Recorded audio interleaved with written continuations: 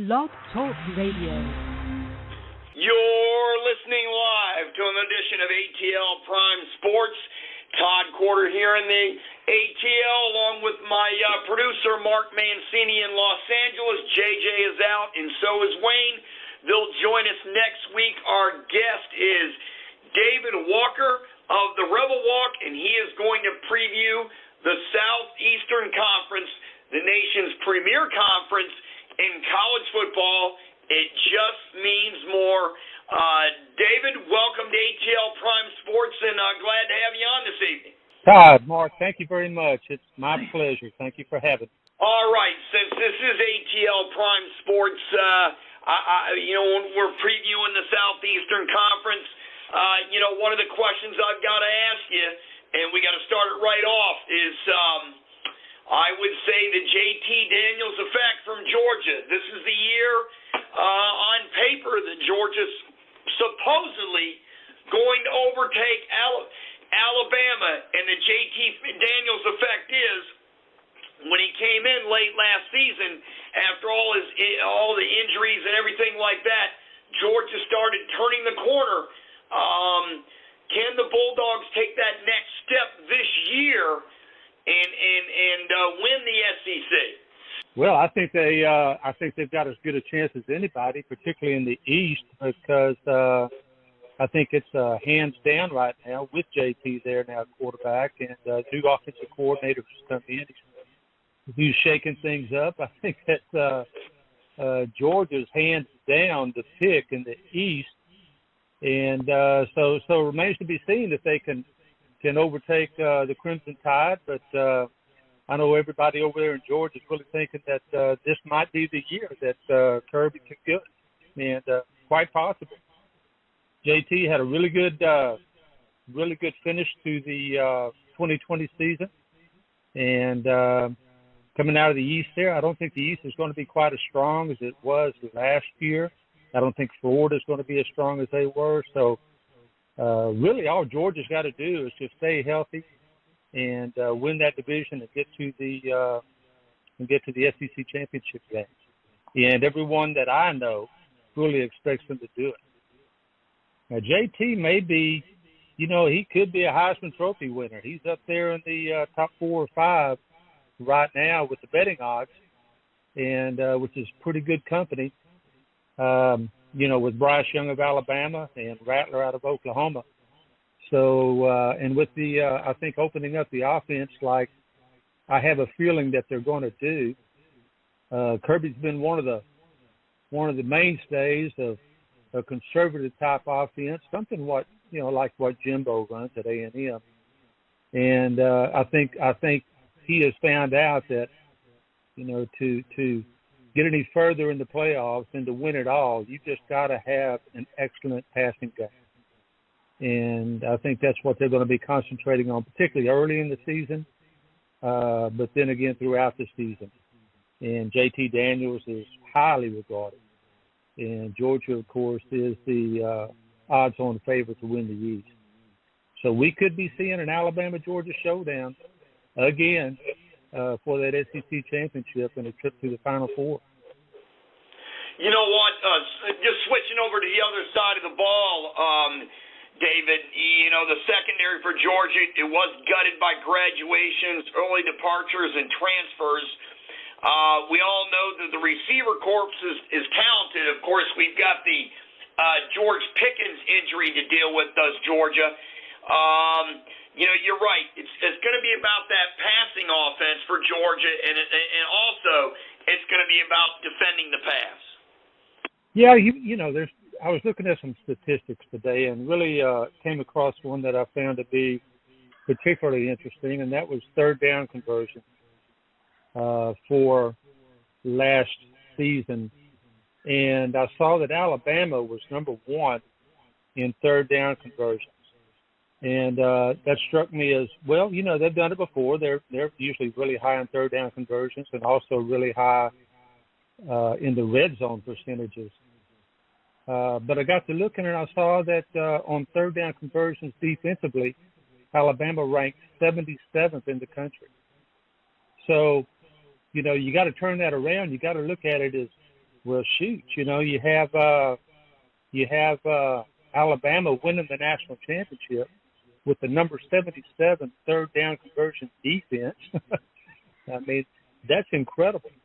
So I think what it tells you is that the offensive side of the ball, and I think Nick Saban has already made this comment, the offensive side of the ball is where you've got to really excel, because the way defenses are today, it's not like the old 3 yards in a cloud of dust mentality. You've got to have some real athletes out there who can play and who can run. And I think that the defense probably has a little bit less importance at this point in time for a Georgia football team than its offense does. Hey, David, you know what? And we're going to find out how really good Georgia is right out of the gate, because they play Clemson in Charlotte to start the season. That right there, we're going to see how good each team is, and each team can probably afford a loss as long as they pretty much run the table the rest of the way.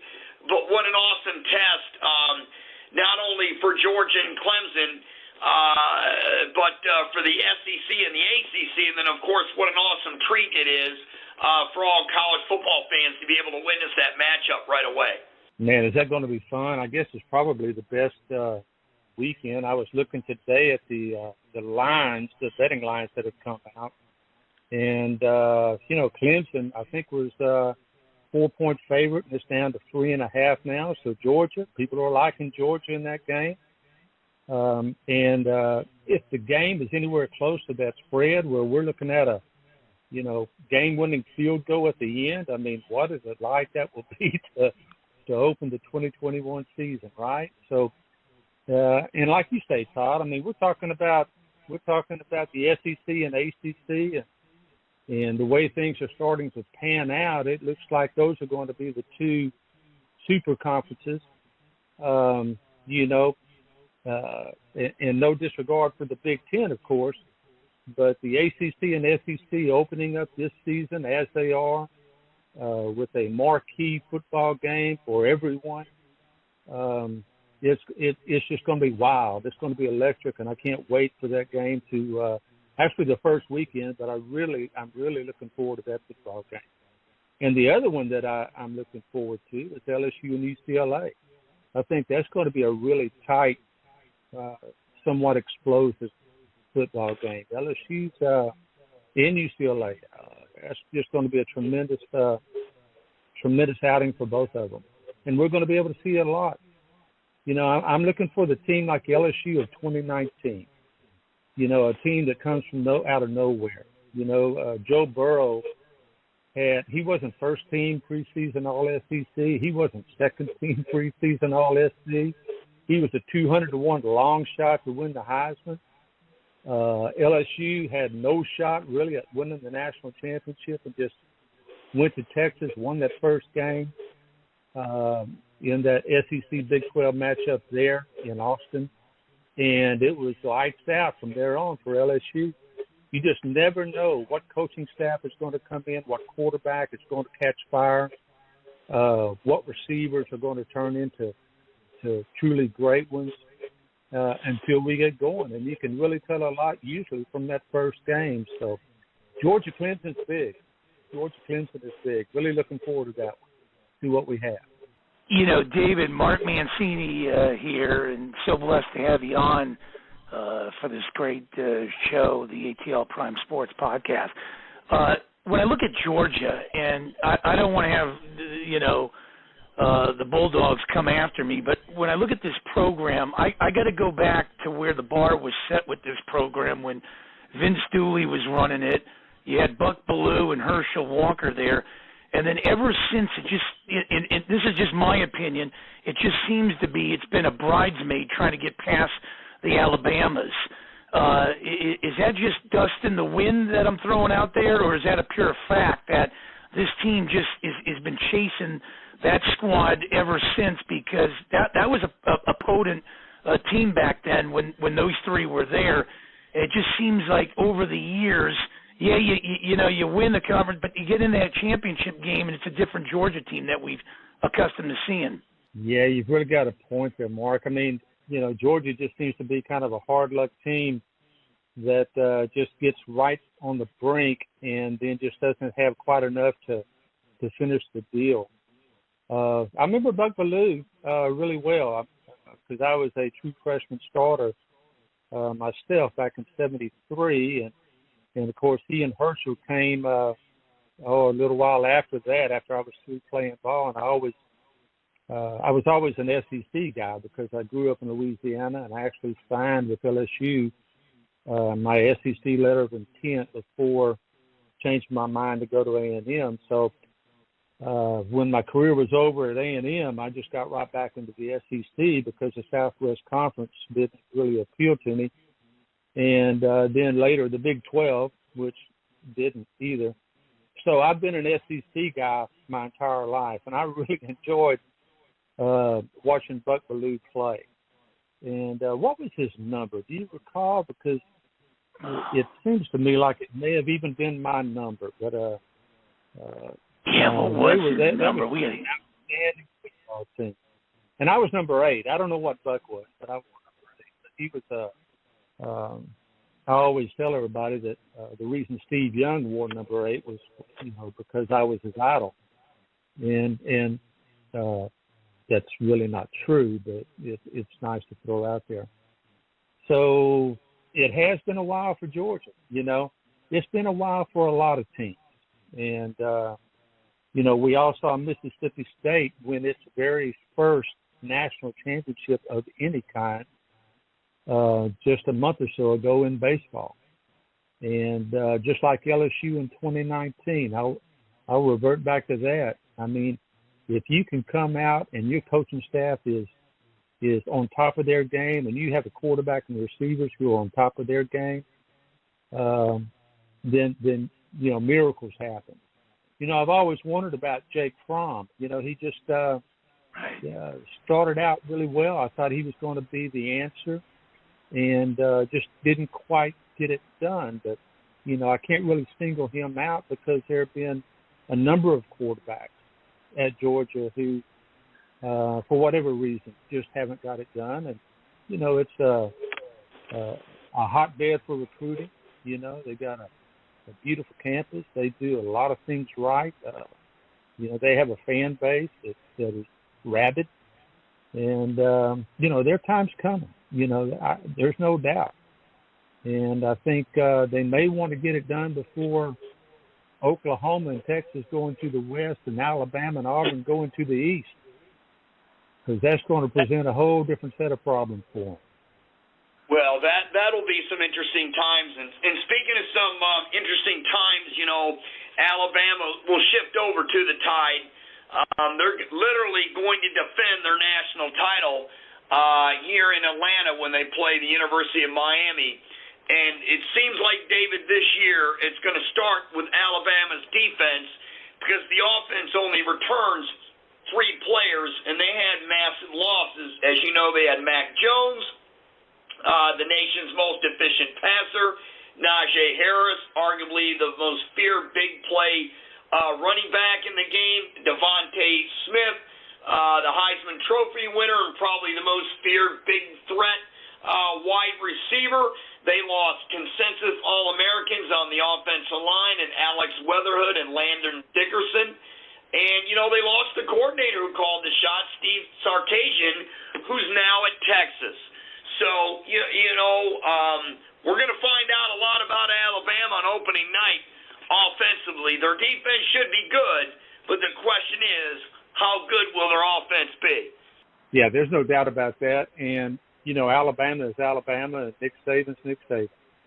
And, regardless of what their situation is on offense, they change coordinators about every year. And now they brought in another one. Of course, he's very familiar with the college game, having coached there for years before going into the NFL and with the Texans and so forth. And Bryce Young, they were talking about Bryce Young last year beating out Mac Jones for the starting job in preseason. And, of course, that didn't happen. And as you said, Mac Jones was number 1 all-time in QBR, QBR has been kept since 2005 or so, at the end of the year, and was a strong candidate for a Heisman Trophy. And I don't think they're going to change anything offensively. They're going to have some new players. They're going to have new people to plug in there. And that's going to give, with the defense that they have, they're going to have plenty of time to get that offense roaring again like they're accustomed to. Again, when you're number one in the country in third down conversions and you're doing something right, and I just don't think Nick is going to change anything at all with that offensive scheme that Lane Kiffin actually put in for him years back when he decided from watching Ole Miss, Hugh Freeze's offense, and watching A&M air raid that Sumlin was running. I remember Nick kind of complaining about the speed of the game and how it was bad for the players. And so he had to make a call and got Lane Kiffin in and told Lane, listen, I need to, can't beat them, join them. So that's what he's done. And it's just an amazing offense that they run there. It's a clinic every time they line up, with their tight ends or their flex ends or their, different sets and different packages that they use. And it's fun to watch. And I think it's kind of becoming the norm in college football now that you have to be a multiple offense. You've got to have different type receivers. Your tight end has to be a receiver. And Hugh Freeze started some of that when he was at Ole Miss. And kind of turned heads when he beat Alabama 2 years in a row. And, that kind of got things rolling. Alabama, they're just odds-on favorite to win the national championship, as they should be. And, of course, Clemson, even though they've got a new quarterback this year, they're up there as well. Ohio State should be back in it. That's another team right there, third down conversions. They're in the top 5 or 6 of Power 5 teams last year. A shortened year, but, still very efficient. And, hey, David, Georgia, if I may ask you, we got about 12 minutes to go in the show.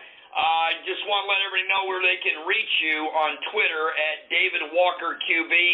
And also, everyone who want to go ahead and check out at the Rebel Walk. The Rebel Walk is your source for Ole Miss Rebel sports information. And we'll stick with the SEC West. Like I said, we got 12 minutes left, so we're going to try to get through the top contenders before we're done quickly. Have Jimbo Fisher's Aggies arrived? Because last year was a banner season for A&M. They were 8-1 in conference play. It was their best since leaving the Big 12 in 12. They upset Florida at Kyle Field, snapping an 18-year home streak versus top 5 opponents back to 0-2. They had that come-from-behind win there over North Carolina in the Orange Bowl. Their final ranking was AP in the 4th, which was 4th overall, and it was their best finish since 1939. Can Texas A&M, have they arrived? Can they top Alabama this year? Going to be a big ask. I mean, you got a brand new quarterback going to be Haynes King. You've got an excellent running back in Isaiah Spiller, who really showed, I think, what he was made of last year. I didn't watch A&M a whole lot last year, but I did watch the bowl game. I thought he was tremendous. And I think he, at this point, deserves that first-team preseason All-SEC nod that all the writers gave him. They have a lot of defensive players back. They lost some linemen, but they do have an All-American in there. And so, and everybody's giving them the benefit of the doubt because, Jimbo's the head coach there. Jimbo's done some things that have really improved the program. I think that they'll make a run at it. They'll make as big a run at it at Alabama as anybody in the division will, and possibly in the country. They were right there on the cusp of making it into the college football playoff last year. A&M was, and of course Notre Dame got in front of them. Notre Dame had played more games and had a better record. A&M was 8-1. A&M missed out on playing Ole Miss because A&M had issues with COVID. And that one game right there, should they have won, and there's no guarantee that they would have, may have cost them a shot in the Final Four. So we'll have to see. But I know the momentum's there. I know everybody's, really fired up about this coming season. I think Jimbo won the national championship at Florida State in his 4th year there. So everybody's kind of transferring that over to this A&M situation. And right now, everybody, they got a great tight end. The defense is strong. They've gotten, as you said, over some bugaboos that they've had trouble with for, this century, actually, since 2000. At home, they have a sub-500 record against Power 5 teams. And now Jimbo's gotten that turned around, undefeated last year, of course, at home. And, if he can keep, that trend going, then, of course, he's going to be bidding for one of those top 4 spots, whether he wins the SEC or not.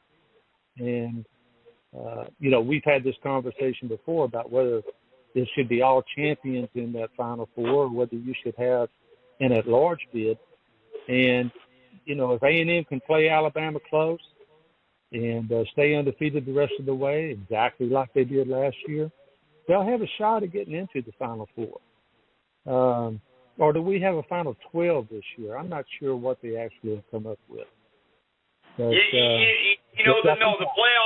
the playoffs will be 4 this year. Speaking of 4th on my list of SEC teams, the Tigers, LSU.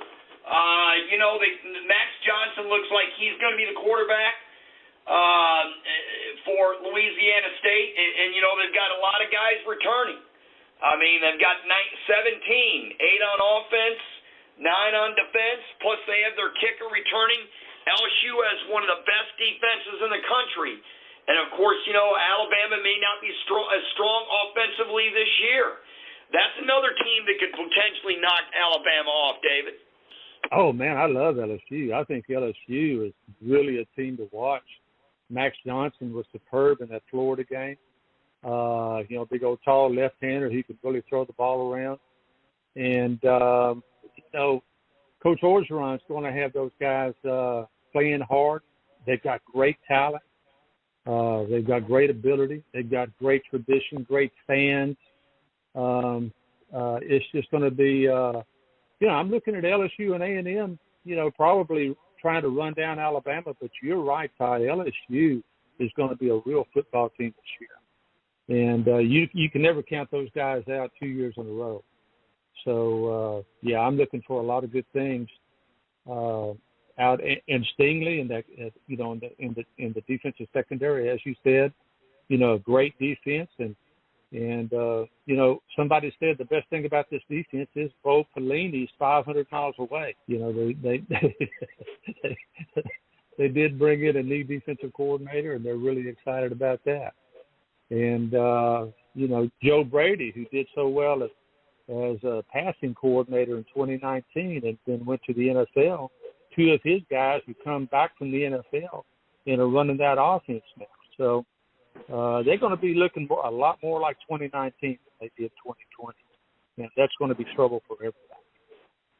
Speaking of trouble, this is my sleeper in the SEC. You're going to love the answer. I think it's Ole Miss, just a sleeper. They've got 8 returning on the offense. They've got Matt Corral. This kid could possibly win the Heisman at Ole Miss this year. The question mark is they only have 4 returning on defense. And if and they got DJ Durkin in as a defensive coordinator, one of the co-defensive coordinators, along with Chris Partridge. And DJ Durkin, wherever he's gone, defensively, his teams have done really well. Of course, the disaster at being the head coach at Maryland, that's another story for another day. But defensively, whatever this guy has done, at Michigan and wherever else, he's been very successful. So if he has this same kind of success, and Matt Corral takes that next step at Ole Miss this is definitely a sleeper and a dangerous Lane Kiffin team who can put up between 40 and 50 a game. They've got a shot in the West, David. Yeah, you can't leave out Ole Miss, and I'm not saying that just because I cover for the Rebel Walk.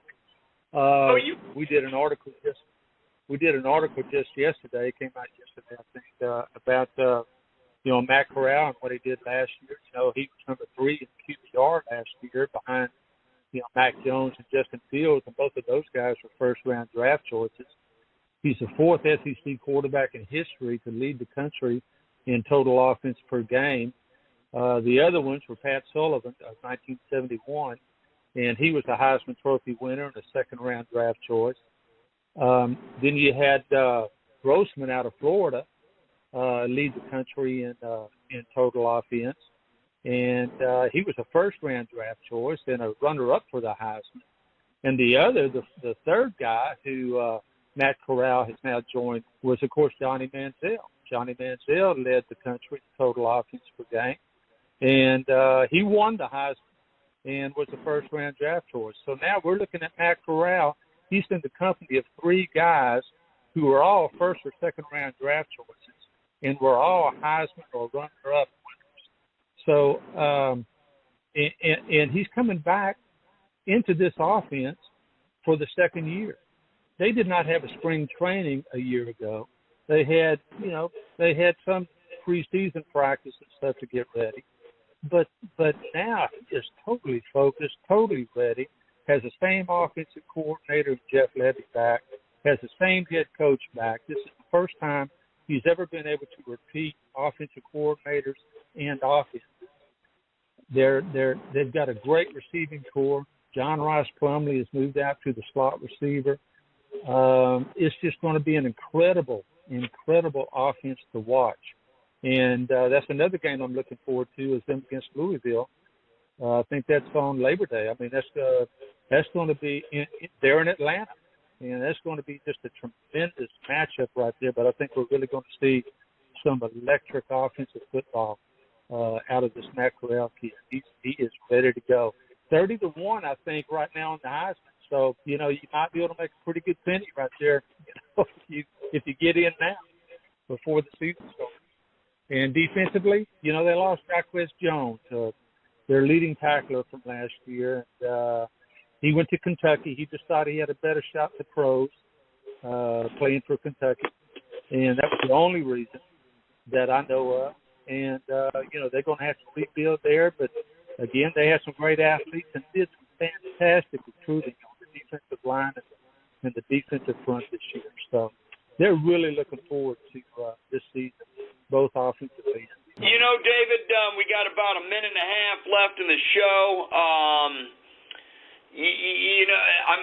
We got through about half the conference, so we should have you back on maybe next Friday if you'd like to come back on and we can talk about the rest of the conference. I believe next Friday is the 20th of August. It would be at 1 p.m. Eastern. I want to get to Auburn, and I want to get to Florida, and I want to get the rest because this conference is so deep. So we'll have to have you back on then. Thanks so much for coming on today. I just saw we lost connection with you. That's okay. So what we'll do is we'll have you back on next week. That is fine. Works out perfectly. We'll talk about Auburn, Florida, South Carolina, Tennessee, and the rest of these really good football teams in the nation's best conference in college football. It's definitely the deepest, and it definitely is so top-heavy. Mark Mancini still here with me. Mark, looks like we got about 20 seconds left in the show. I just want to thank you for producing the show for Wayne today, and the crew will all be back next week. Hopefully we'll get David on next Friday to preview the rest of the conference. So our next show live on Blog Talk Radio will be next Friday at 1 p.m. Eastern. You can listen in blogtalkradio.com or 1-347-205-9631. That's part 1 of our Southeastern Conference football preview. We'll do next part 2 on next Friday. Have a great week, everybody.